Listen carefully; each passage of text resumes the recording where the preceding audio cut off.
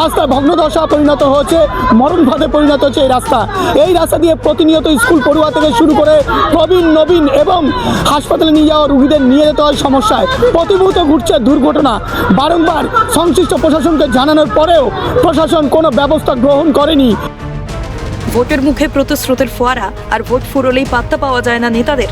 নদিয়া হরিণঘাটার কাষ্টডাঙ্গা 2 নম্বর গ্রাম পঞ্চায়েতের অধীনস্থ উত্তর ব্রহ্মপুর ঘোষপাড়া মোড় থেকে নোনার মাঠ ও রুস্তমনগরের মধ্যে দিয়ে বেলের মাঠ পর্যন্ত 4 কিলোমিটার রাস্তার করুণ অবস্থা। দীর্ঘ 30 বছর রাস্তার সংস্কার হয়নি বলেই অভিযোগ। প্রাণ হাতে নিয়ে প্রতিনিয়ত চলাফেরা করতে বাধ্য হচ্ছে স্থানীয় বাসিন্দা থেকে শুরু করে স্কুল পড়ুয়া এবং নিত্যযাত্রীরা। প্রায়শই ঘটছে ছোট বড় দুর্ঘটনা, তারপরও হোঁশ ফেরেনি প্রশাসনের। বাধ্য হয়ে রাস্তা সংস্কারের দাবিতে নদিয়ার চাকদা বনগা রোডের নিমতলা রোডে রাস্তা অবরোধে গ্রামবাসীরা। এই রাস্তা করে দেওয়ার জন্য আবেদন জমা দিয়েছি, কেউ তাকিয়ে দেখে না। এর কাছে গেলে ওর কাছে যাও, ওর কাছে যাও। রাস্তার কি বেহাল দশা? বেহাল, আপনারা দেখে আসুন যে কত বছর হবে? প্রায় 40। 11 সালে জমা দিয়েছি। তার আমরা কি বলবো, আমাদের আগের জেনারেশনের লোকজনও এসে রাস্তার এই বেহাল অবস্থায় দেখে যাচ্ছে।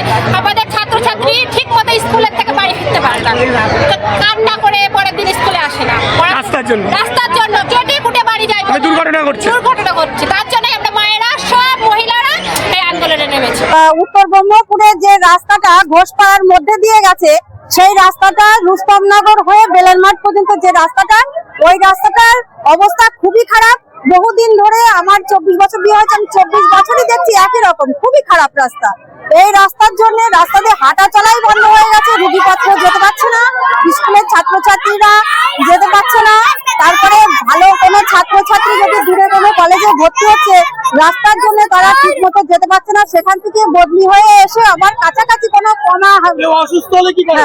অসুস্থ হলে নিয়ে যাওয়া খুব আমার নিয়ে যাওয়ার মতো পরিস্থিতি। একটা রুগী যদি নোনার মাঠ থেকে যদি নিমতলায় আসতে আসতে তার কাজ শেষ হয়ে যাবে। পরবর্তীতে ঘটনাস্থলে পৌঁছন কাষ্টডাঙ্গি 2 নম্বর গ্রাম পঞ্চায়েতের প্রধান চিন্ময় দাস। তাকে ঘিরে বিক্ষোভ দেখাতে শুরু করে বিক্ষোভকারীরা। তবে এই রাস্তার বেহাল দশার কথা স্বীকার করে নিয়েছেন পঞ্চায়েত প্রধান, যদিও পরবর্তীতে তার প্রতিশ্রুতিতে প্রায় 2 ঘন্টা পর রাস্তা অবরোধ উঠে যায়। আজকে সবার কাছে আমার কাছে হাত জোর করে অনুরোধ, মানুষ অনেক হয়রানি হয়ে গেছে, প্রায় 2 ঘন্টা অবরোধ চলছে, অবরোধটা তুলে দিই। স্কুল পড়ুয়ারা বসে গেছে রাস্তায়। আমি যতটা চেষ্টা করেছি, আমি ম্যাডামের সঙ্গে কথা বলি, ভিডিও ম্যাডামের সঙ্গে, ওনার সঙ্গে কথা বলে উনি শুক্রবারে আসবে, এসে গ্রামবাসীর সাথে বসবে এবং আমরা আমাদের দিক থেকে যতটা চেষ্টা করব আমাদের জেলায় পাঠানোর জন্য এবং রাজ্যেও আমরা জানাবো রাস্তাটা নিয়ে যত তাড়াতাড়ি পারি রাস্তাটার জন্য। এদিকে দীর্ঘক্ষণ অবরোধ চলার জেরে যানজট সৃষ্টি হয় এলাকায়। ভোগান্তির মুখে পড়েন স্থানীয় মানুষ। সামনেই বিধানসভা নির্বাচন, তার আগে কি রাস্তার সংস্কার হবে এখন সেটাই দেখার। নদিয়া থেকে ক্যামেরায় বাবু মল্লিকের সঙ্গে সুবীর দাস, ক্যালকাটা নিউজ।